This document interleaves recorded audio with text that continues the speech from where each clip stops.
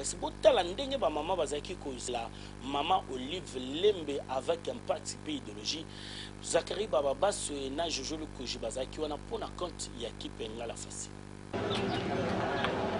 tala mutu azuli kanisi ya kosangisa basi ya ba soda ba policier grade nyonso confondu unité confondue garnison confondue yeyo Maman Georgette Ondekane moisi général Ondekane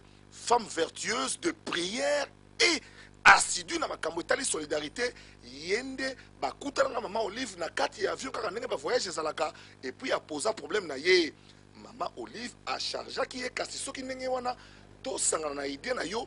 pona basi nyonso tu ya ba soda na ba policier bazala esika moko esala masolo avec impact na idéologie yango wana Maman Ondekane na basi ya ba officier supérieur mosusu basanganaki ndenge boza komona awa basombi uniforme neti couleur ya tenue ya mibali na bango po elakisa véritablement ke bazali basi ya ba policier na basi ya ba soda et bongo tant Maman Olive yaki bota na mesa oyo makambo esalamaki oyo mwasi ya chef d'état-major général Didier Etumba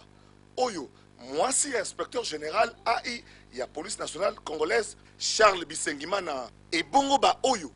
basi ya ba officiers généraux et supérieurs ya police nationale congolaise na ya FARDC et bongo oyo nani yango ye mwasi ya première classe c'est-à-dire likili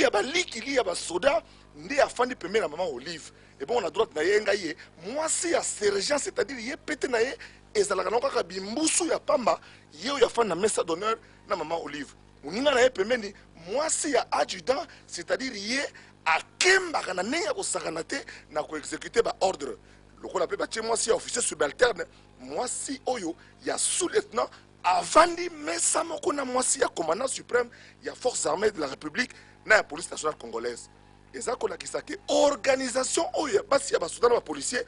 ekokende mosika mpo basi oyo mibali na bango baza basoda na bapolicier Maman Olive aza mwasi ya soda mpe aza soda mpo mwasi ya soda aza soda terrible